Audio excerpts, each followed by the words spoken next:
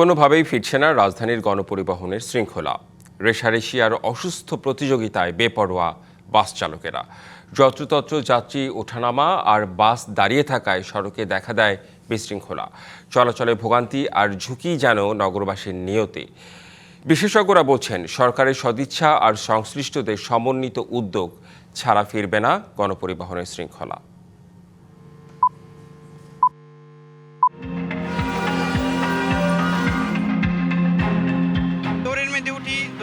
নামি চাইপা যাই, যাত্রীরা স্টপ ছাড়া দেখেন দাঁড়ায় রয়েছে। এখন কি করবো?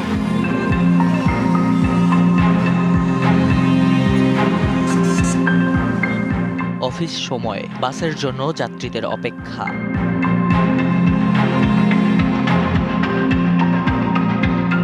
ব্যক্তিগত গাড়িতে নগর সয়লাভ হলেও নেই পর্যাপ্ত গণপরিবহন। প্রতিদিনই বাসের দরজায় বাদুড় ঝোলা যেন যাত্রীদের নিয়তি। মোড়ে মোড়ে স্টপেজ থাকলেও নেই ব্যবহার। ঝুঁকি নিয়ে মাঝ রাস্তায় চলে যাত্রী ওঠানামা। রেষারেষি, ধাক্কাধাক্কির পাশাপাশি বিপজ্জনক ওভারটেকিং গণপরিবহনের নিয়মিত চিত্র। গণপরিবহনে শৃঙ্খলা ফেরাতে বিভিন্ন সময়ে নেওয়া হয় নানা উদ্যোগ। কখনো সবুজ রং হয়েছে বাস, কখনো খোলস পাল্টে গোলাপি। স্টপেজ, ই-টিকেটিং সবই বারবার চর্চা হলেও টেকেনি কিছুই। দাঁড়ানোর মতো রাস্তার উপরে দুই সাইডে গাড়ি, চতুর্দিকে গাড়ি চলাচল করে, ঝুঁকি তো অবশ্যই আছে। ওই ঝুঁকি নিয়েই তো যাইতে হবে। এরা আমাদের বইলা ওঠা ঠিকঠাক মতন, যে স্টেশনে নামাবো ঠিক মতন এরা নামায় না, কিন্তু নামানোর সময় এরা খারাপ ব্যবহার করে। স্টপেজ নামানো ঠিক না। এখন এইভাবে চলতেছে, এখন আমরা নামাই যাচ্ছি। বাসগুলো যত্রতত্র যাত্রী উঠানামা করায়, তারপরে সিগন্যাল ভায়োলেশন করে, ম্যাক্সিমাম টাইমে সিগন্যাল ভায়োলেশন করে। রাজধানীর গণপরিবহন ব্যবস্থা ঢেলে সাজাতে 2021 সাল থেকে ধাপে ধাপে বাসগুলোকে একক কোম্পানির আওতায় আনার উদ্যোগ নেয় ঢাকা পরিবহন সমন্বয় কর্তৃপক্ষ। মালিক শ্রমিক সংগঠন সমূহের থেকে একটা অসহযোগিতা ছিল। রুটের পরিকল্পনা এবং যে সিচুয়েশনটা ছিল সেটাও আসলে ভালো ছিল না। অবৈধ বাস ঢাকা শহরে চলবে না, বা এই যে লক্করঝক্কর ভাঙাচোরা, তারপরে রং চটা, এগুলো যে চলবে না, এই বিষয়ে আসলে কোনো মানে ডিসিশন বা সিদ্ধান্ত হয়তো সভাতে নেওয়া হচ্ছে, কিন্তু এর কোনো ইমপ্লিমেন্টেশন আমরা দেখতে পাইনি। বিশেষজ্ঞরা বলছেন, সিন্ডিকেট আর পুলিশের অসহযোগিতায় বাস্তবায়ন করা যায়নি বাস রুট রেশনালাইজেশন প্রকল্প।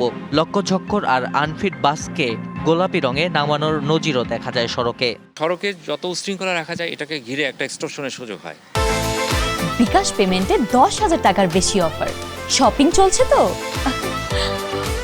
এটা চাঁদা পাওয়া যায়। কারণ অবৈধ যানবাহন চলছে কেমনে? আপনার রুট পারমিট নাই, লাইসেন্স নাই, আপনার ট্যাক্স টোকেন নাই, আপনি কীভাবে চলছেন? এটা কোনো না কোনোভাবে সমঝোতাই চলছে। সমঝোতা হয় আসলে চাঁদার মাধ্যমে। ডিটিসিএ শুধুমাত্র টেকনিক্যাল স্টাডি যেটা বারবার করছে, রিভিশন করছে, নতুন নতুন স্টাডি নিচ্ছে, এইভাবে কিন্তু আসলে বাস রুট ফ্র্যাঞ্চাইজি হবে না। অবশ্য মালিক সমিতি বলছে, পরিবহনে শৃঙ্খলা ফেরাতে সরকারের যে কোনো উদ্যোগে সহযোগিতা করতে চায় তারা। কেউ ফান্ডিংস করতেছে না, ডিটিসিএ বারবার বলতেছে না। আমি ডিটিসিকে বলছেন, আপনি আমাকে 100 গাড়ি দেন, 50টা গাড়ি দেন, আপনাদের লোক দিয়ে দেন, অন্য কোম্পানি গিয়ে দেন। আমি বলি না, আমার মালিকানা দেবে, আমি সাহায্য করবো। প্রতিটা পৃথিবীর দেশেই আপনি দেখবেন শহরতলি এই পরিবহন ব্যবসায় এখানে সাবসিডি দিতে হয়। এখানে দেওয়া দূরের কথা, বছর বছর আপনার উপর ট্যাক্স বৃদ্ধি করে। এই তত্ত্বাবধায়ক সরকারের সময় আপনার এআইটি দ্বিগুণ করে দেওয়া হলো। এটা কোন কারণে? যোগাযোগ বিশেষজ্ঞরা বলছেন, রাজনৈতিক সদিচ্ছার অভাবেই পরিবহনে শৃঙ্খলা ফেরানোর সব উদ্যোগ ভেস্তে গেছে। আধুনিক কিছু করার আগে আমার কিছু আয়োজন লাগবে, কিছু প্রস্তুতি লাগবে।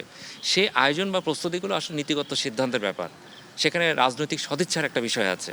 তো এই কাজগুলি যদি আমরা করতে পারি, ইউটার্নও কাজ করবে, ইউলুপও কাজ করবে, সড়ক বাতিও কাজ করবে, বাস রুট ফ্র্যাঞ্চাইজি এটাও ইমপ্লিমেন্টেশন করা সম্ভব হবে।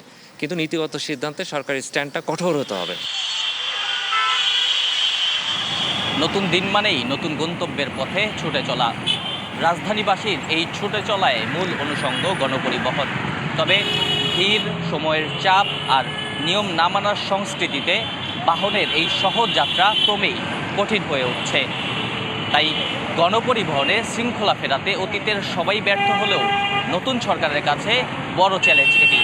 সেই চ্যালেঞ্জ মোকাবেলায় সফলতা বা ব্যর্থতার গল্প বলে দেবে ভবিষ্যৎই। নাজমুল হুদা, ডিবিসি নিউজ, ঢাকা।